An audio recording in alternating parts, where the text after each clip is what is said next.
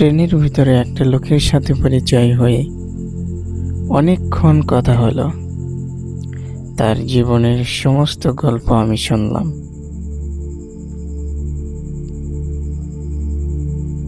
তার ভালো লাগা, তার কষ্ট,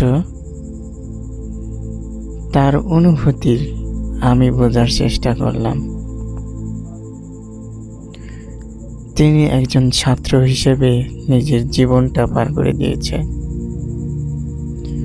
বুয়েটে চান্স পাওয়ার জন্য জীবন ভরে সংগ্রাম করে গিয়েছে।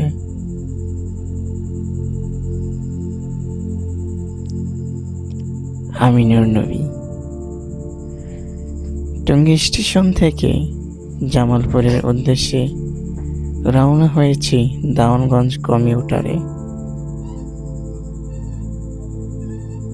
2টা স্টেশন পাড়ি দেওয়ার পর একজন লোক পাটির বস্তা ভর্তি একটা বস্তা নিয়ে ঠিক আমার সিটের পাশেই আসলো। প্রথমে চিন্তা করেছিলাম পাটের বস্তায় হয়তোবা তার কোনো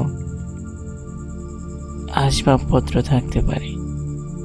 পরে জিজ্ঞেস করে বুঝতে পারলাম তার ভিতরে নাকি তার সারা জীবনের স্বপ্নের বইগুলো।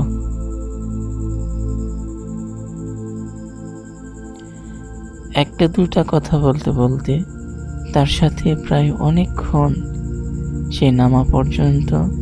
সে নামার আগ পর্যন্ত কথা বললাম।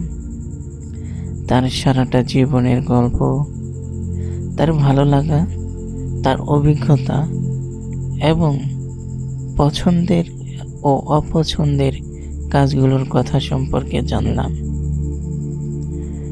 আমিও ইন্টারমিডিয়েট পরীক্ষা শেষ করে দেশের বাড়ি ফিরছি। দেশের বাড়ি বলতে গ্রামের বাড়ি। তার কাছ থেকে আমি নিজেও পরামর্শ নিলাম। তার দিক নির্দেশনাগুলো আমার খুব পছন্দ হলো। সে নাকি অনেক কান্না করেছে বুয়েটে চান্স না পাওয়ার জন্য। তিনি শেষ পর্যন্ত ভেবেছিলেন তার জীবনটাকে শেষ করে দেবে, মানে আত্মহত্যা করবে। কিন্তু সে তো মুসলিম। তার কথা তার মাথায় চিন্তা হলো, একজন তো আছেন যিনি ভালোর জন্যই সব কিছুই করে। তিনি হচ্ছেন সেই উপরওয়ালা, যিনি মানুষের ভালোর জন্যই সব কিছু করে থাকেন। সেই বিশ্বাসের উপরই আজ দাঁড়িয়ে সে বাড়ি ফিরছে।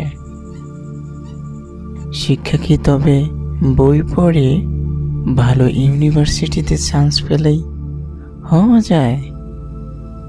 আমি তো মনে করি এটা নিজের দক্ষতা এবং নিজের জ্ঞান বৃদ্ধি করা, বইয়ের কোনো সার্টিফিকেটে নয়।